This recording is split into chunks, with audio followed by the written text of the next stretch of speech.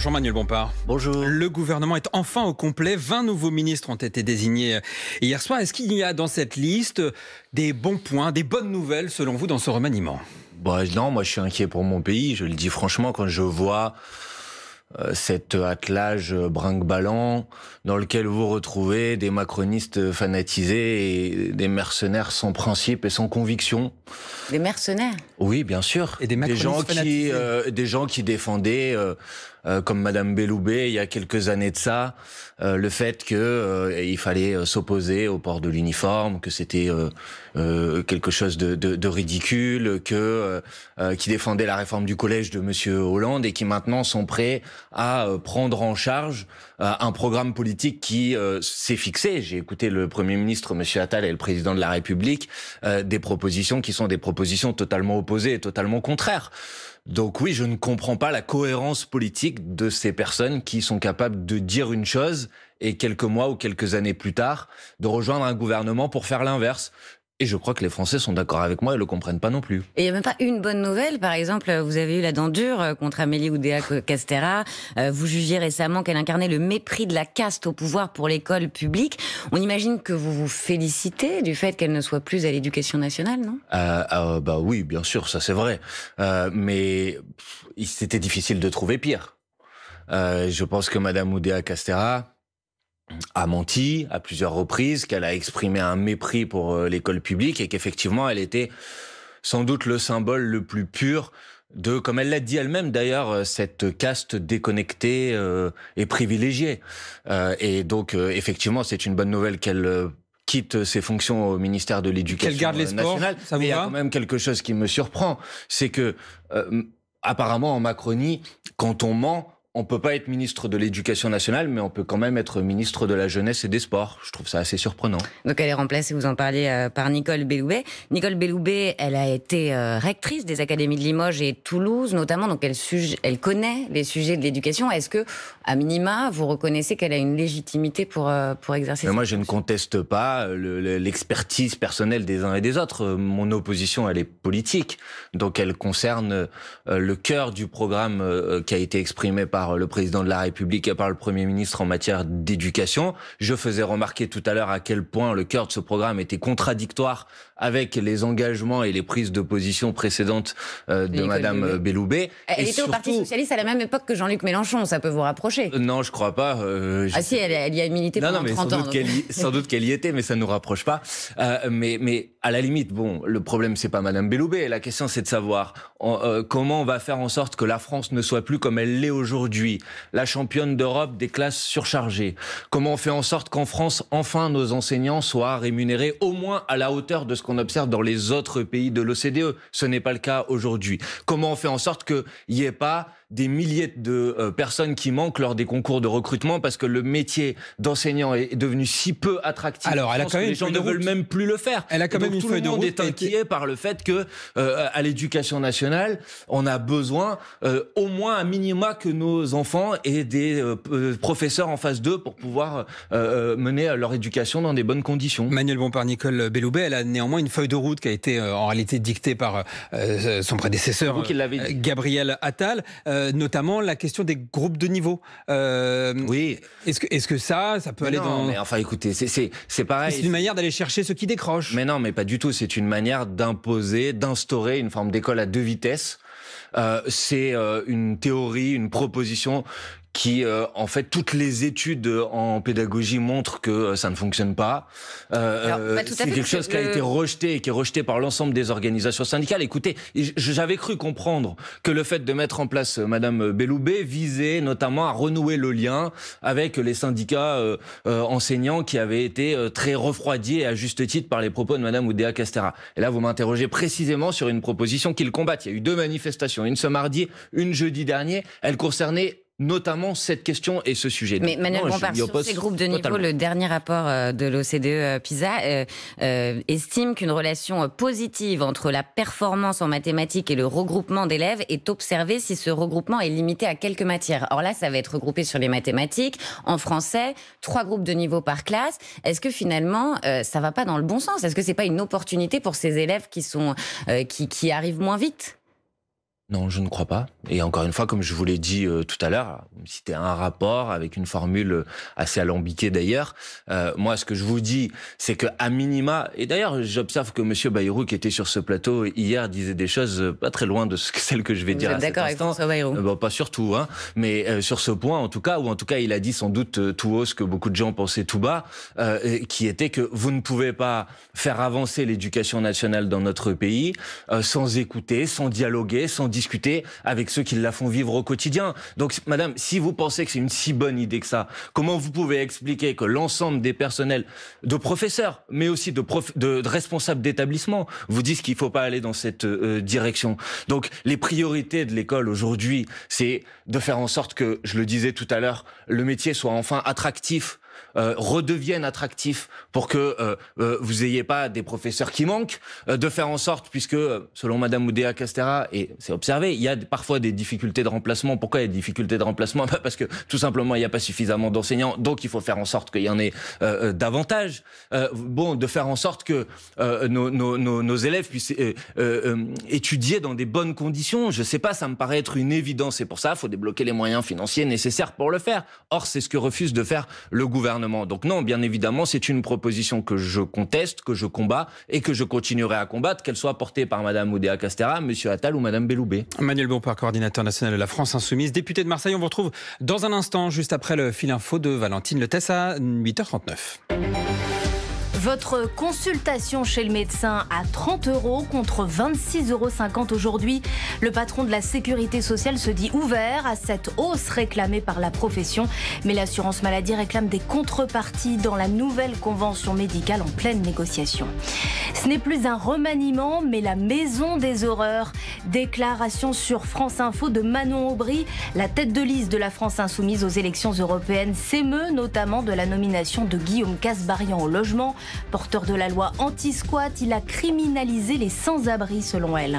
Le parquet de Paris requiert un procès contre le réalisateur Christophe Ruggia, accusé par l'actrice Adèle Haenel de harcèlement et d'attouchement lorsqu'elle était âgée de 12 à 15 ans. Sa plainte, déposée il y a 4 ans, a eu l'effet d'un séisme dans le cinéma français en plein mouvement MeToo. À suivre à partir de 21h10 ce soir sur France Info, les résultats des victoires de la musique. L'une des favorites de cette 39e édition, c'est la jeune chanteuse Zao de Sagazan, nommée 5 fois. France Info. Le 8-30 France Info. Agathe Landré, Jean-Rémy Baudot. Toujours avec Manuel Bompard, coordinateur national de la France Insoumise. Frédéric Valletoux, lui, devient ministre délégué à la Santé. C'est un proche d'Édouard Philippe. Il a présidé pendant plus de 10 ans la Fédération hospitalière de France. Vous ne lui faites pas de procès en incompétence non plus, a priori ? Non, encore une fois, le sujet, c'est pas la connaissance ou pas des sujets.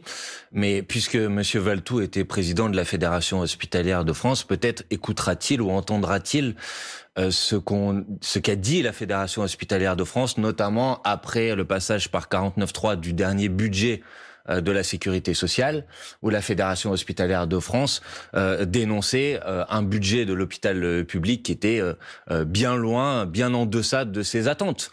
Donc il va se retrouver confronté peut-être à une difficulté ou à une sorte de conflit de loyauté entre la réalité de ce qu'il faudrait faire et ce que disait la Fédération hospitalière de France et la réalité de ce que le gouvernement veut faire. Mais qu'est-ce qu'il faudrait faire, Manuel Bompard? Débloquer des financements supplémentaires, reconstruire l'hôpital public. Je pense que tous les Français aujourd'hui sont confrontés dans à peu près toutes les régions de France. Vous avez des services d'urgence qui fonctionnent, comme on dit maintenant, en mode dégradé, des urgences qui sont fermées la nuit.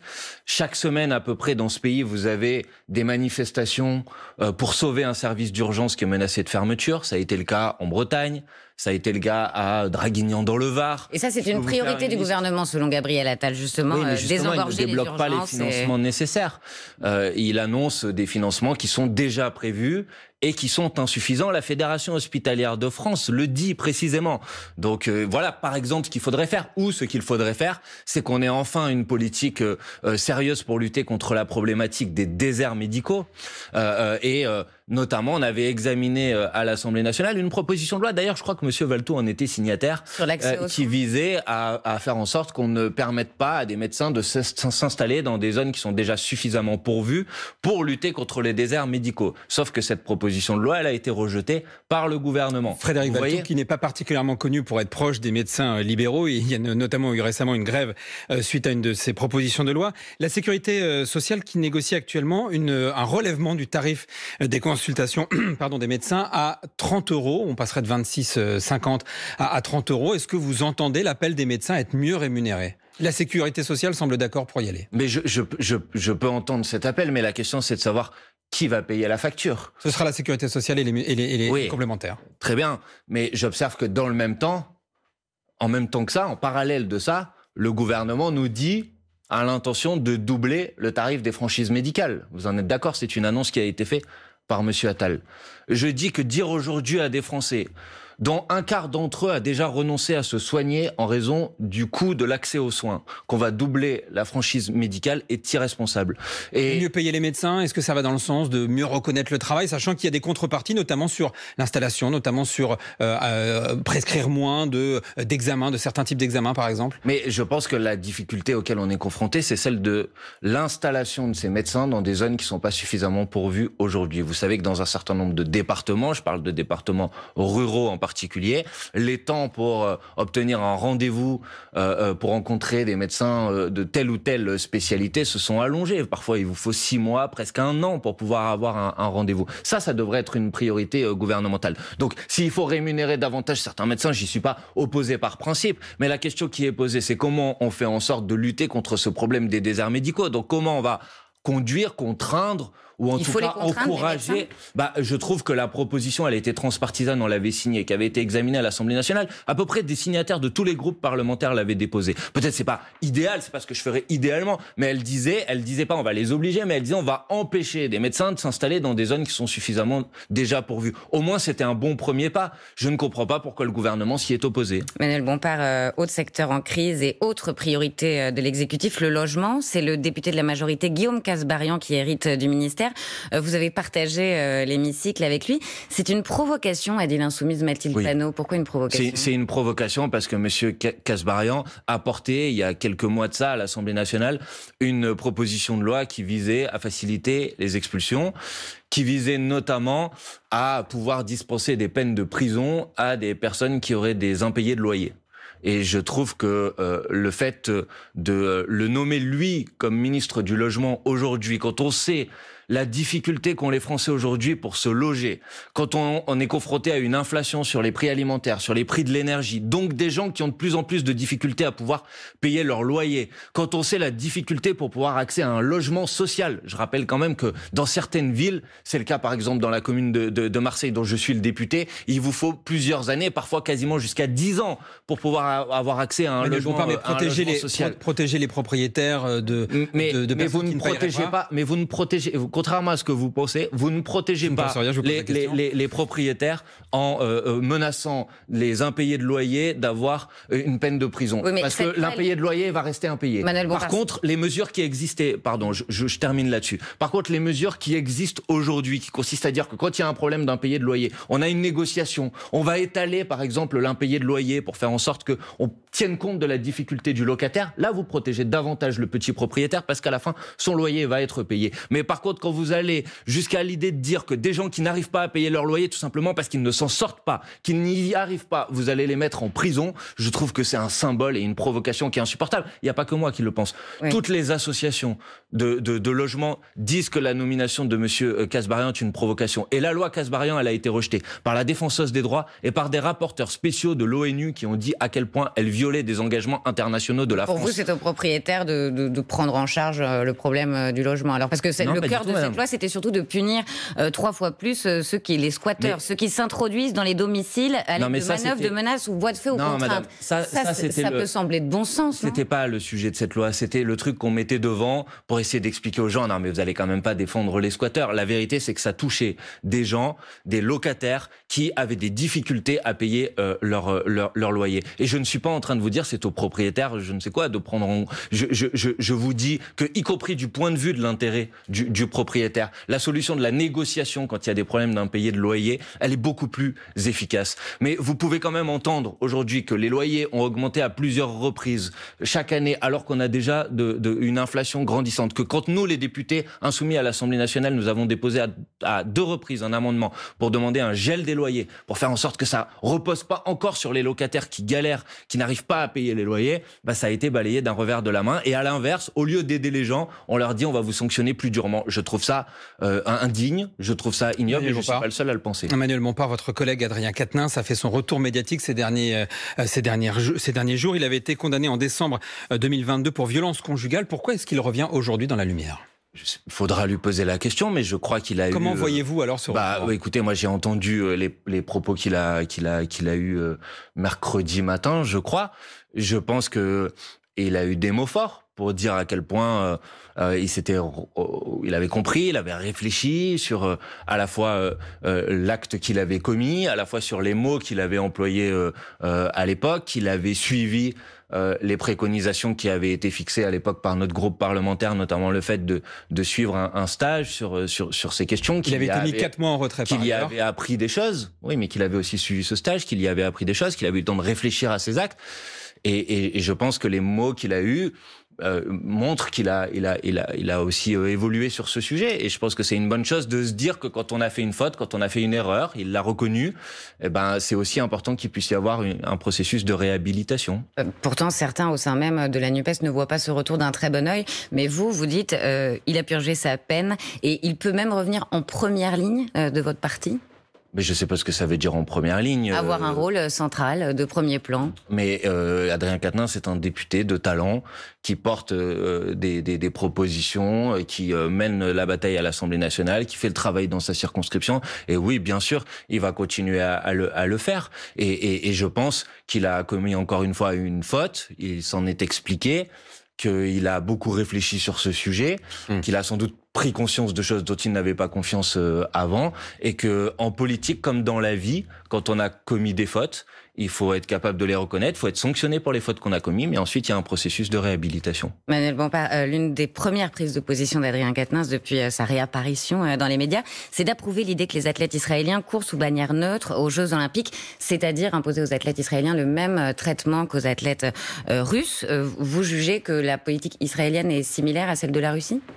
Alors moi, vous savez, je suis de manière générale pas très à l'aise avec la sanction contre les athlètes, de manière générale. Ce que je dis, et ce que a dit, je crois, Adrien Quatennens, c'est qu'à partir du moment où on a sanctionné les athlètes russes en raison de la guerre qui avait été déclenchée par la Russie contre l'Ukraine, il était légitime effectivement de poser la question d'éventuelles sanctions contre les athlètes israéliens en raison de la guerre qui est commise aujourd'hui par Israël. Alors expliquez-nous, parce que la Russie c'est un régime autoritaire qui a envahi une démocratie, l'Ukraine. En face vous avez un État, une démocratie, Israël, qui a vu son intégrité territoriale violée par un mouvement terroriste, le Hamas. Aujourd'hui, certes, il y a une guerre, mais vraiment, vous pensez que l'offensive israélienne aujourd'hui, dans la bande de Gaza, elle est comparable à l'invasion de l'Ukraine par la Russie ? Madame, moi, vous savez, je m'en réfère au droit international. Peut-être que ça vous a échappé, mais il y a eu une saisine de la Cour internationale de justice, qui est l'organe le plus important de l'ONU, de l'Organisation des Nations Unies, qui a pointé un risque de génocide à Gaza et qui a demandé, qui a exigé du gouvernement israélien que tout soit fait pour prévenir ce risque de génocide. Donc vous pouvez considérer que ce n'est pas grave ou que ce n'est pas la même chose, mais moi je considère que c'est extrêmement grave et que oui, il faut qu'il y ait des mesures qui soient prises pour que les bombardements de l'armée israélienne contre les populations civiles de Gaza s'arrêtent immédiatement. On assiste ces derniers jours à des déclarations de monsieur Netanyahou qui dit qu'il va désormais déclencher une offensive sur Rafah. Rafah, c'est 1,2 million de Palestiniens qui sont réfugiés là-bas. Là où le gouvernement israélien leur a demandé de se réfugier, soi-disant, pour éviter les bombardements sur le nord de la bande de Gaza. Et désormais, ils vont être l'objet d'une attaque. Les gens qui sont là, madame, ce ne sont pas des terroristes. Ce sont des populations civiles. Il y a 30 000 personnes qui sont mortes à Gaza. Donc oui, c'est grave. Et la France, sur ce sujet, fait l'objet d'un double standard d'un double discours qui est insupportable. Si vous lisez la décision de la Cour internationale de justice à propos du conflit entre l'Ukraine et la Russie. Je vais vous arrêter là. On va reprendre dans quelques instants la discussion puisqu'il est 8h52. Mais le double standard, ça doit s'arrêter. On va revenir dans un instant sur cette question-là. Les 8h52, c'est l'heure du fil info de Valentine Lettès. L'escrimeuse française Isaora Tibus, testée positive au contrôle anti-dopage, est suspendue ce matin provisoirement. La fleurettiste sacrée championne du monde en 2022 est l'une des favorites pour le titre olympique à Paris. François Bayrou reste un partenaire fiable, affirme le Premier ministre. Interrogé sur France 2 hier soir, Gabriel Attal parle d'un simple débat, d'un désaccord avec le président du MoDem qui a refusé d'entrer dans son gouvernement, dont on connaît enfin le casting complet. Joe Biden l'assure, il sait ce qu'il fait. Le rapport d'un procureur spécial juge pourtant que le président des États-Unis de 81 ans a une mauvaise mémoire. Ces derniers jours, Joe Biden a confondu le président égyptien Al-Sisi avec celui du Mexique, mais aussi Emmanuel Macron avec François Mitterrand. Du orange aujourd'hui sur les routes d'Île-de-France et de l'Auvergne-Rhône-Alpes. Dans ces deux régions, la circulation sera difficile dans le sens des départs, estime Bison Futé. C'est le premier week-end de vacances d'hiver pour la zone C. France Info. Le 8-30 France Info, Agathe Landré, Jean-Rémy Baudot. Toujours avec Manuel Bompard, coordinateur national de la France Insoumise. Vous parliez du double standard de la France, mais juste pour terminer, vous compariez Israël et la Russie. L'armée israélienne ne cible pas volontairement des civils. Donc alors, on peut madame, pas moi je ne compare pas tel ou tel pays, ce n'est pas le sujet. Je dis qu'en matière de droit international, quand il y a des décisions qui sont prises, elles devraient s'imposer à nous. Et la France reconnaît la Cour internationale de justice. Et donc la décision qui a été prise par la Cour internationale de justice après la saisine de l'Afrique du Sud contre le gouvernement israélien, elle devrait s'appliquer à la France. Or, j'observe que la France a occupé au mois de janvier la présidence du Conseil de sécurité des Nations Unies. Peut-être que les gens qui nous écoutent ne le savent pas. La France présidait le Conseil de sécurité de l'ONU au mois de janvier. Elle n'a rien fait. Elle n'a pas été capable de déposer une proposition de résolution pour obtenir un cessez-le-feu le plus rapidement possible. Un cessez-le-feu qui inclut, bien évidemment, la libération des otages qui sont détenus aujourd'hui par le Hamas. C'est ce dont on a besoin. À Paris, de cessez-le-feu. Oui, mais c'est ce dont on a besoin le plus rapidement possible. Je sais qu'il y a des discussions, mais j'observe qu'en parallèle de ces discussions, M. Netanyahou annonce qu'il va y avoir une offensive militaire à Rafah. Écoutez, une offensive militaire à Rafah, c'est une nouvelle étape d'un projet de nettoyage ethnique. Il s'agit de virer la population palestinienne de la bande de Gaza pour la pousser en Égypte. Il y a un nettoyage ethnique en ce moment à Gaza. Il y a un projet clairement qui consiste à expulser la population palestinienne de Gaza. Sinon, expliquez-moi pourquoi vous avez demandé, pourquoi vous, pas vous Certains ministres israéliens ont évoqué ce projet, mais ça a été démenti. Pourquoi le gouvernement de M. Netanyahou a contraint la population civile palestinienne à aller au sud, à la frontière égyptienne, et pourquoi ils disent aujourd'hui qu'ils vont attaquer le sud, si ce n'est pour pousser la population palestinienne de l'autre côté de la frontière égyptienne. Voilà le projet qui est à l'œuvre. Et la France ne dit rien, elle laisse faire. Et nous, on devrait ne rien dire et accepter ça comme ça. Ben non, excusez-moi, je ne l'accepte pas. Et donc la France doit faire davantage. Et pourtant, vous étiez... S'il faut sanctionner les athlètes, puisqu'on l'a fait pour la Russie, faisons-le. Et s'il faut faire des sanctions économiques contre le gouvernement israélien, je demande qu'on le fasse. C'est-à-dire qu'Israël n'a plus aucune légitimité pour vous, parce que aller jusqu'à sanctionner des athlètes, c'est-à-dire le monde du sport... Mais une légitimité à tuer des populations civiles, aucune légitimité. Non, il n'y a aucune légitimité. Pas de drapeau, pas d'hymne national aux Jeux Olympiques, pas de couleur israélienne. Il n'y a aucune légitimité à tuer des populations civiles. Il n'y en a aucune. Strictement aucune. Il n'y a aucune légitimité à rentrer dans une démarche qui, selon, encore une fois, les organes judiciaires internationaux, fait courir un risque de génocide. Pour ça, il n'y a aucune légitimité. Bon, Manuel Bompard, à votre place, il y a une semaine précisément, Clémentine Autain a critiqué, je cite, le profil de la France Insoumise depuis un an qui n'a pas permis d'engranger des forces, ce qui a coûté au mouvement. Elle dénonce certains positionnements du clash et un manque de solennité. Qu'est-ce que vous répondez à ce type de...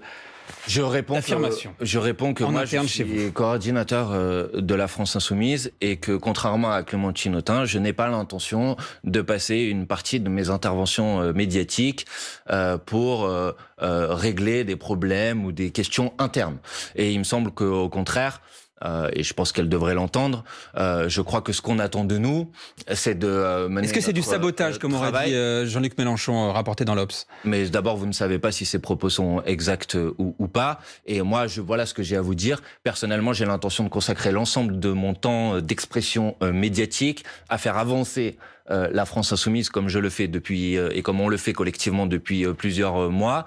Par exemple, nous avons une campagne des élections européennes qui alors justement, arrive, on va en parler, mais le collectif, si le collectif, il ne contient pas François Ruffin, Raquel Garrido, Alexis Corbière, le collectif, il s'émiette. Mais je préfère concentrer mes arguments pour convaincre les gens de voter en faveur de la liste qui sera défendue par la France Insoumise et de montrer à quel point la volonté des macronistes et de l'extrême droite de confisquer cette élection européenne serait un problème pour nous. Emmanuel Bompard, sans langue de bois, est-ce qu'ils ne doivent pas quitter le parti, ces frondeurs? Est-ce qu'ils ne doivent pas quitter le parti? On a l'impression que vous êtes d'accord sur rien. Vous n'êtes pas d'accord sur la ligne sur le Hamas, pas d'accord pendant les émeutes, pas d'accord sur le comportement adopté pendant la réforme des retraites. Est-ce que vous leur demandez de partir? Moi, je suis membre d'une organisation politique qui s'appelle la France Insoumise, dans lequel il y a des moments de discussion collective. Ça s'appelle les assemblées représentatives du mouvement et dans lequel nos choix, nos orientations stratégiques, elles sont votées par les militantes et les militants de la France Insoumise. Vous avez dit voler là.